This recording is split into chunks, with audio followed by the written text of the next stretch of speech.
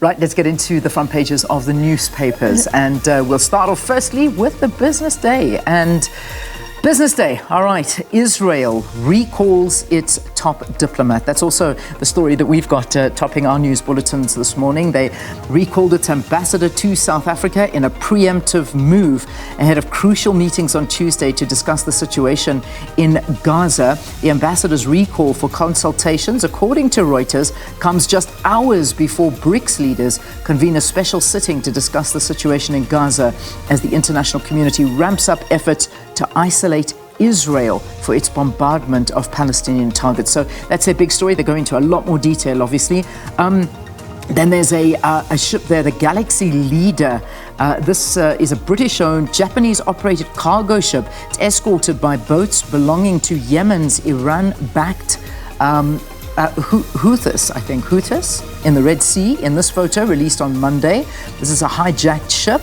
It was hijacked and it is now in the port area in Yemen, and the vessel's owner shared video footage of this and released it, saying armed men dropping from a helicopter, seizing the ship.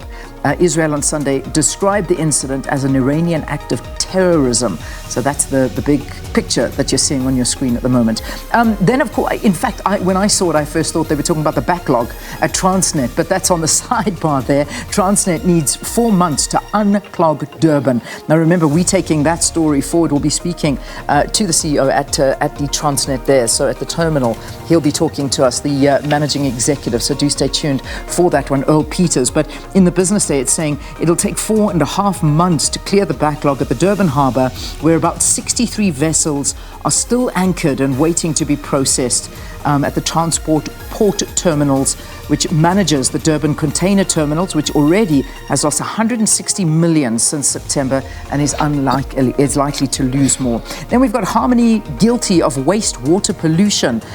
Picture of Patrice Motsepe there. Harmony Gold, SA's biggest gold producer by volume, has been found guilty of illegally discharging wastewater into the Fulpan Dam in the Free State since 2019, potentially polluting the water. So that's another big story that they're focusing in on, and I'll park the business day there for now. Yeah, the Star this morning, they leading with a bleak Black Friday forecast as more consumers are seeking debt counseling compared to last year as purchasing power diminishes. And they also go on to say that Black Friday, of course, is officially this Friday, but retailers have already begun offering specials, some of which will last until the end of the month. A picture there, that picture speaks to what you have just highlighted. Transnet warning that it will take until at least around February, March next year to clear the backlog of vessels at the Durban port. And at the bottom, act now to protect whistleblowers. The president is urged by activists and citizens forum who say that if President Cyril Ramaphosa is serious about stopping corruption, he should show it through practical actions to actually protect whistleblowers. And the Action SA one, they say that the DA failed Joburg over a speaker. Action SA has accused the Democratic Alliance of failing Joburg citizens and losing an opportunity to take back the city after the party refused to take part in a sitting to elect a new council speaker. The AIC's Margaret Arnolds was, of course, elected unopposed. Right, next one, Citizen.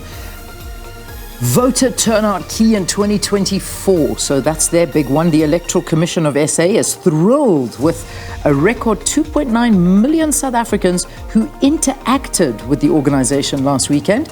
But this time, political parties made a special effort in rallying people. However, these numbers might not translate into actual voters, warns an expert. So, yeah, we're talking to Simon Mabola, by the way. That's the Chief Electoral Officer in the third hour here on the program. We'll get more on that story. And then the picture of the canine search and rescue.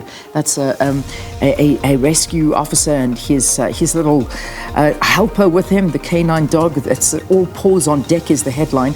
The City of Joburg's Emergency Management Services Aquatic Rescue Unit and SA Police Service Water Wing searched for the bodies of an 18-year-old girl and a 21-year-old man allegedly washed away during a traditional healer's cleansing ritual at the Klip River in Olifantsvlei, south of Johannesburg yesterday. So not a happy story there at all. All right, that's it. That's and of course also tears for Bak Lok Hannes Strydom, one of SA's rugby greats, died in a car crash on Sunday. So sad news there. And finally, we have the Sowetan for you. On their front page, the lead story this morning, no place for children. And 4.8 million kids in South Africa live in poverty, the State of Children's report has revealed. The poorest children are growing up in Limpopo province. 1 in 7 suffers from mental health difficulties, and 17,488 cases of child abuse and neglect have been reported, most in the Western Cape. Also on that front page, chiefs told to break the bank for pizza. I think I've said this many moons ago, but hey, hopefully it will happen at some point.